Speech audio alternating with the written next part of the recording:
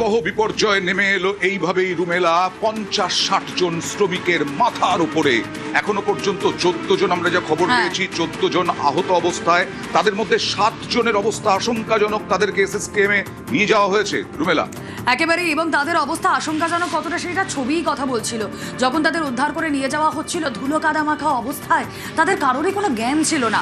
এতক্ষণ পর্যন্ত যে কজনকে আমরা দেখলাম হাসপাতালে নিয়ে যাওয়া হয়েছে তারা প্রত্যেকেই সংজ্ঞাহীন, তারা বিভৎস আহত, তাদের শরীরের জখম, অনেকগুলো জখম। এবং ইতিমধ্যেই আমরা দেখলাম কিছুক্ষণ আগে বিরতিতে যাওয়ার আগে স্বাস্থ্যমন্ত্রী শারদত্ত মুখোপাধ্যায় তিনি জানালেন যে এখন উদ্ধার কাজটাই তাদের কাছে ফার্স্ট প্রায়োরিটি। অন্যদিকে স্বাস্থ্য প্রতিমন্ত্রী সুমনা তিনি পৌঁছে গিয়েছেন, সুমনা সরকার তিনি পৌঁছে গিয়েছেন এসএসকেএম হাসপাতালে। যুদ্ধকালীন তৎপরতা একদিকে চলছে উদ্ধার কাজ, অন্যদিকে দ্রুত চিকিৎসা পরিষেবা দেওয়ার চেষ্টা করছেন সেখানে এসএসকেএম কর্তৃপক্ষ। যেই ছবি আপনাদেরকে দেখাচ্ছি, কিন্তু এই জায়গা অয়ন পোর্ট ট্রাস্টের থেকে লিজ নেওয়া, পোর্ট ট্রাস্টের থেকে লিজ নেওয়া এই জায়গায় কি চলছিল? চায়ের গোডাউন। আশেপাশে কিন্তু চায়ের গোডাউনই রয়েছে, একসময় চায়ের গোডাউনই ছিল। প্রত্যক্ষদর্শী যিনি ঘটনার ওই সেই ভয়াবহতা এখনো ভুলতে পারছেন না, তার রিয়াকশন শুনুন। অন্যতম প্রত্যক্ষদর্শী উজ্জ্বল কুমার, কারণ এই গোটা এলাকাটাই হচ্ছে চায়ের গোডাউন ছিল একসময়।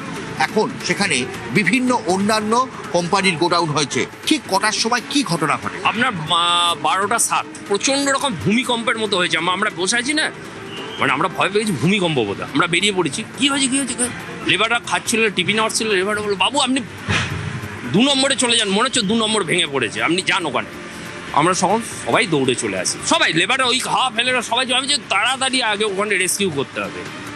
এসেছি, আসার পর যখন দেখলাম ডেমোলিস্ট, তার ভেতরে যা ভয়ানক দৃশ্য দেখলাম। আমরা একজন হাত দেখেছি, 2 জনকে দেখেছি ভেতরে, যেটা ভেতরে তাদের রেস্কিউ করার জন্য আমরা চেষ্টা করেছি, পারিনি। আমরা তখন কি করেছি, জলের বোতল দিয়েছি, আচ্ছা জলের বোতল তোমরা খাও, আমরা লোক আনছি, ব্যবস্থা করছি। তারপরে আধ ঘন্টা 45 মিনিট পর গিয়ে তারপর আস্তে আস্তে সব লোকজন আসা শুরু হয়েছে, নাহলে তখন কেউ ছিল না। কতজন কাজ করছিল? ঘুরে ফিরে যেটা দেখি তা 50 জন তো অ্যাবাভ 55। কতদিন ধরে এই কাজটা হচ্ছিল? Near about 2 years. প্রথমে যে পুরনো কনস্ট্রাকশন ছিল সেটাকে আমরা ডেমোলিস্ট করেছি, তারপরে সেটাকে নতুনভাবে তৈরি হয়েছে। লিজ ল্যান্ড হচ্ছে পোর্ট, মালিক হচ্ছে শম্ভুনাথ বেহরা। এই মুহূর্তে যা জানা যাচ্ছে 18 জনকে রুমেলা এসএসকেএম এ নিয়ে যাওয়া হয়েছে। 14 জন ছিল কিছুক্ষণ আগে, 18 জনকে নিয়ে যাওয়া হয়েছে। তাদের মধ্যে অনেকের অবস্থা আশঙ্কাজনক, এমনকি 90% আশঙ্কাজনক বলা হচ্ছে। এবার সরাসরি অভিজিতের কাছে যাব, কারণ অভিজিৎ প্রত্যক্ষদর্শীর সঙ্গে কথা বলছিলেন। আমি একটাই প্রশ্ন এখন আমার মনে আসছে অভিজিৎ, যে এখানে চায়ের গোডাউন ছিল আগে, তারপরে এটা কি নেক্সাসের ফলে সেই চায়ের গোডাউনগুলো বিভিন্নভাবে নতুন কোনো কোম্পানির গোডাউন হয়েছে? এবং যা জানা যাচ্ছে শম্ভুনাথ বেহরা তার যথেষ্ট প্রভাবশালী, হাতবদল হয়েছে।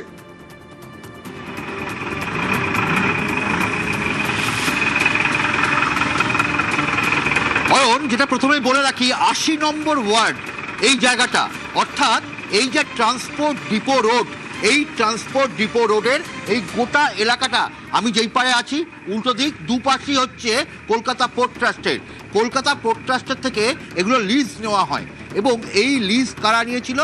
এই লিজ প্রায় বছর 2 আগে এই বেহেরা অ্যান্ড সন্স, অর্থাৎ শম্ভুনাথ বেহেরা হচ্ছে এই জমির মালিক। এবং এখানে একটি আগে থেকেই একটা গোডাউন ছিল, সেই গোডাউনটা ভেঙে অন্য একটি চায়ের গোডাউন তৈরি করা হচ্ছিল। কারণ এই গোটা এলাকাটা চায়ের গোডাউনের বিখ্যাত। লিপটন, ব্রুকশিল থেকে আরম্ভ করে বিভিন্ন নামজাদা কোম্পানির চায়ের গোডাউন ছিল এক সময়। এখন সেখানে অন্যান্য নানা কোম্পানি হলেও প্রায় 20,000 স্কোয়ার ফিটের এই যে জায়গাটা, এই জায়গাটায় প্রায় বছর 2 হলো নির্মাণ কার্য হচ্ছিল। এবং সেই নির্মাণ কার্য নিয়েই প্রশ্ন উঠেছিল, মূল যে কাঠামো, এই যে মূল কাঠামো, ভেতরে যে মূল কাঠামোটা, তার ভেতরে কোনো দেওয়াল বা আলাদা ঘর না থাকায় গোটা অংশটাই একসঙ্গে আজকে ভেঙে পড়ে। ঠিক 12টা 7 মিনিটে ভূমিকম্পের মতন একটা অনুভূতি হয় আশপাশের মানুষদের, এবং প্রত্যেকে মানে হতচকিত হয়ে যায়, তারা ছুটে যায় এলাকায়। এবং যেটা মনে করা হচ্ছে যে অতিরিক্ত ভার সামলাতে না পেরে লোহার বিমগুলো জায়গায় দেখা যাচ্ছে বেঁকে গেছে। প্রথমে ভেঙে পড়া কাঠামোর পেছন দিকে একটা জায়গায় মাটি কেটে ভেতরে ঢোকার চেষ্টা করেছিল উদ্ধারকারীরা, এবং সেখানে উদ্ধারকারীরা প্রত্যেকে দমকল থেকে শুরু করে ন্যাশনাল ডিজাস্টার রেসপন্স ফোর্স অর্থাৎ এনডিআরএফ যাদেরকে আমরা বলি, তারা ছুটে আসে, সেনাবাহিনী ছুটে আসে, বিপর্যয় মোকাবিলা দপ্তর ছুটে আসে, কেউ স্থানীয় বাসিন্দারা, আশপাশের কারখানার গোডাউনের কর্মীরা প্রত্যেকে এই বিপর্যয় সামলাতে, রেস্কিউ করতে তারা ছুটে আসে। তবে যে প্রশ্নটা বারবার করে উঠে আসছে, যে প্রশ্নটা যে হাইড্রোলিক মই বেয়ে ওপরে উঠে ভিতরে আটকে থাকা মানুষজনকে উদ্ধারের চেষ্টা করা হয়, কিন্তু ঢালাইয়ের যে স্তর ছিল, যে ঢালাইয়ের এতটাই স্তর ছিল এবং লোহার বিম ভেদ করে ভেতরে ঢুকতে হয়, খুব খুব কঠিন কাজ, কিন্তু সেই কঠিন কাজও করা হয়েছে। নিশ্চয়ই সেই কঠিন কাজ সফল হবে আমরা আশা করি রুমেলা।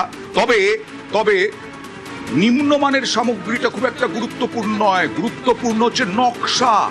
মানে বেআইনি ভাবে বেনিয়ম করে এটা তৈরি হয়েছিল, উইদাউট প্ল্যান, স্ট্রাকচারটা উইদাউট পারমিশন, এই পরিষ্কার। structure তৈরি। এইটাই বলেছিলেন পার্থপ্রতিম বিশ্বাস। কি বলেছিলেন দেখুন। কয়েকটা প্রশ্ন যেখানে আমাদের উঠে আসবে স্বাভাবিক। এক হচ্ছে যে এই কাঠামোর ক্ষেত্রে যে আমাদের নকশা যেটাকে বলি ডিজাইন, ড্রয়িং, ডিটেলিং, সেটা অ্যাপ্রুভ ছিল কিনা, এবং যারা কাজ করছিলেন তারা অ্যাডিকুয়েটলি দক্ষ, যোগ্য এবং অভিজ্ঞ ছিলেন কিনা যারা নির্মাণকারী সংস্থা। 3 নম্বর হচ্ছে এই ধরনের ঘটনা তখন ঘটতে পারে যে যখন, বিশেষত এটা বিম কলামের বাড়ি নয়, এটা আপনারা দেখছেন যে স্টিল ফ্রেম স্ট্রাকচার। তাহলে এই ফ্রেম স্ট্রাকচারের ক্ষেত্রে যদি আড়াআড়ি সাপোর্ট যেটাকে বলি ল্যাটারাল সাপোর্ট, সেটা যদি দুর্বল হয় বা মাঝখানের যদি কোথাও কোনো কলাম সেটেল করে গিয়ে থাকে, তাহলে আশেপাশের এই গোটা বিস্তীর্ণ অঞ্চলের ডিম কলাম সবগুলোই হচ্ছে একসাথে নিয়ে ভেঙে পড়ে। মাঝখানের কোনো কলাম, এই কলাম যেটা এর আগে তৈরি হয়ে গেছিল কিন্তু সেটা যথেষ্ট পোক্ত ছিল না, এখন এই পোক্ত যদি না থাকে তার একটা কারণ হতে পারে তার জয়েন্ট ফেল করতে পারে, মেইন কলামের জয়েন্ট যদি ওয়েল্ড দিয়ে করে থাকে, অথবা সেই কলামটা সেটেল করে গিয়ে থাকতে পারে, মাটি যদি নরম থাকে এবং সেখানে যদি উপযুক্ত পরীক্ষা না করে সেই ব্যবস্থা গ্রহণ করা হয়। নির্মাণ সামগ্রীর মান সেটাতেও হচ্ছে যে কোথাও আপোষ হয়েছে কিনা। একটা জিনিস, নির্মাণের ত্রুটি কোথাও ছিল, অ্যান্ড ত্রুটি মানে এটাকে যদি আপনি বলেন বেনিয়ম, নিশ্চিতভাবেই বেনিয়ম। ফলে এখন সেই নিয়মটাকে ধরা ঠিক সময় যদি ধরতে পারা যেত তাহলে বিপর্যয়টা আটকানো যেত। কিছু মানুষের স্বার্থ, কিছু মানুষের বেনিয়ম, কিছু মানুষের পয়সার লোভ, দুর্নীতি, আর তার জন্য এতগুলো মানুষের প্রাণের আশঙ্কা, প্রাণহানির আশঙ্কা, মৃত্যুর আশঙ্কা। আর যাদেরকে নিয়ে আসা হয়েছে এসএসকেএম হাসপাতালে, তাদেরকে দেখলে পরে আঁতকে উঠতে হয়। 18 জনকে নিয়ে আসা হয়েছে এখনো পর্যন্ত। বিশ্বজিতের সঙ্গে কথা বলবো।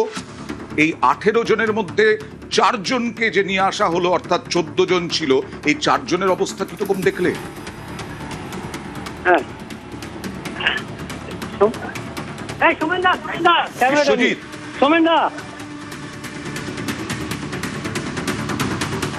বেশ, বিশ্বজিৎ, সঙ্গে কথা বলো।